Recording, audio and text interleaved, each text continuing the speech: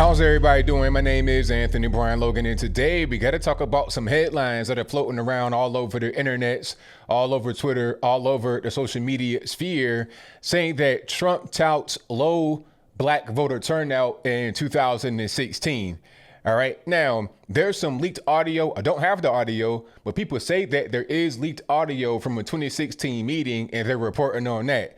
Now, the whole thing is this one little quote, and I'll read it for you right now. Quote, "Many blacks didn't go out and vote for Hillary because they like me. That was almost as good as getting the vote, and it was great."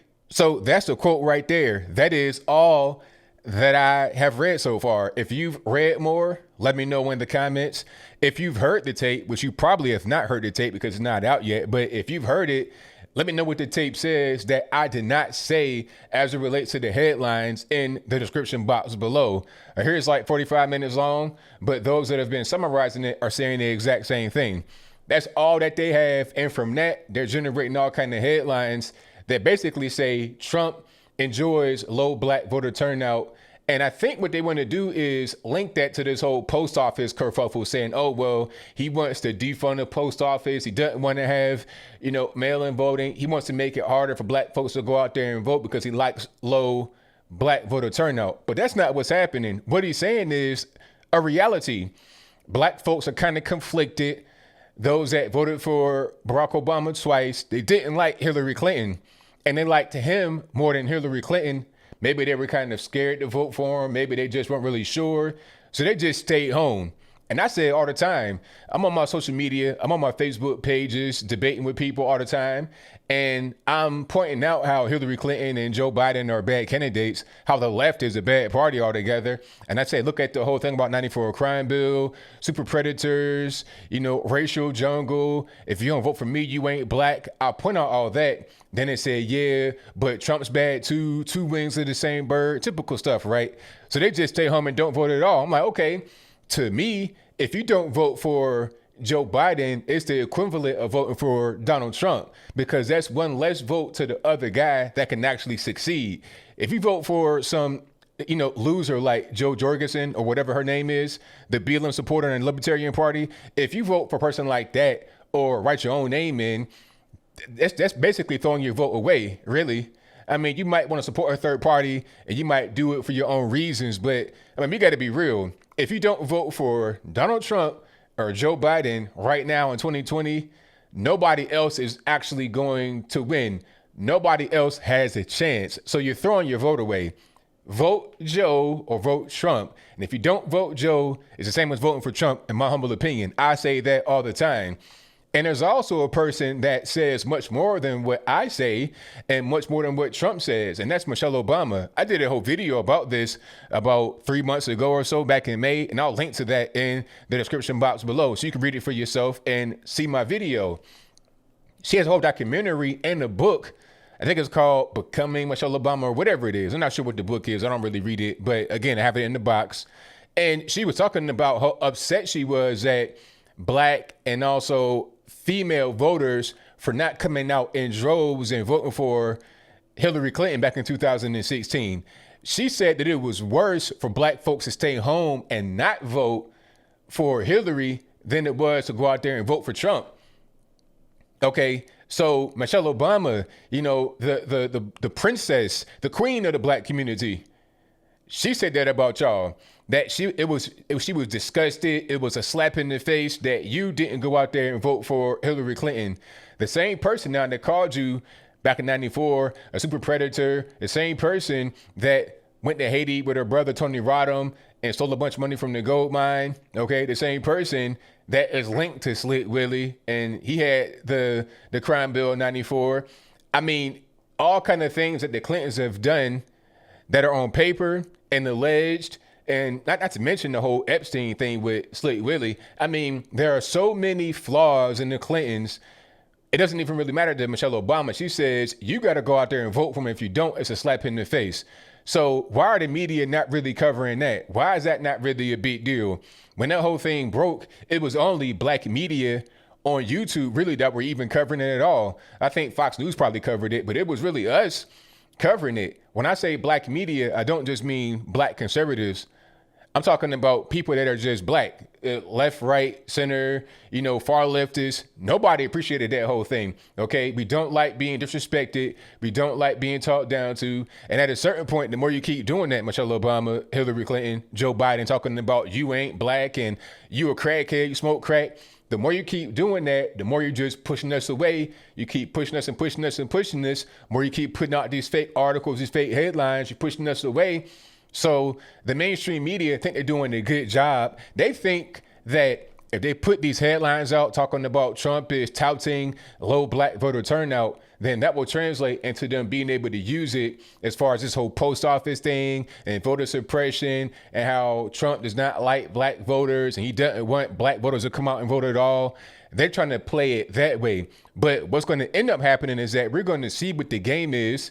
And a lot of us that are kind of, open-minded, we're going to understand what's going on. That's going to just drive us further away from the left. People aren't really looking at what's going on. When I say people, I mean those in the Democratic Party and the mainstream media. They're not really seeing what's going on. You got Blexit happening. You got walk away happening. You got a lot of things going on. It's becoming more and more fashionable for a black person to be conservative, to vote Trump, to think independently, to not just be led by the Democratic Party forever and ever. We're seeing what's going on right now in our inner cities. Shout out to Kim Klacik for doing that excellent viral video. You're seeing more and more of that happening.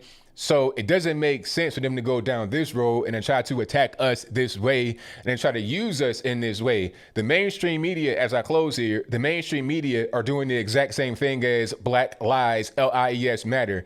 They're using us as cannon fodder. They don't really care about us and if we really get offended or anything like that. They're using us for a greater purpose, just like BLM. They say, hands up, don't shoot, Black Lives Matter, only when they can use it for a politically expedient thing. Okay, it'd be a white person that isn't involved in a black person's death, whether they kill them or not. They'll use that for whatever they want to use it for.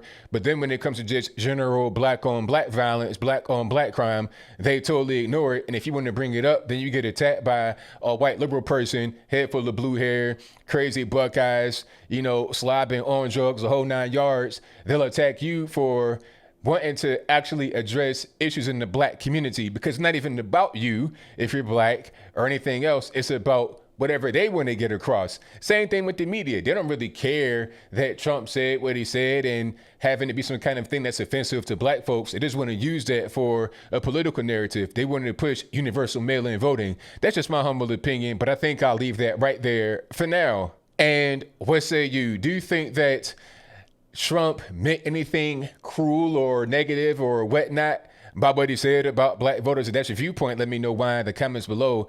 Or do you think he didn't mean anything by it? If that's your viewpoint, let me know why in the comments below. What he said was just facts. And I say it all the time. If you don't go out there and vote for a Joe Biden, you might as well vote for Trump. It's the same thing. Your protest vote doesn't even really matter. If you don't vote for one of the two people that can win, you just pretty much canceling your vote out.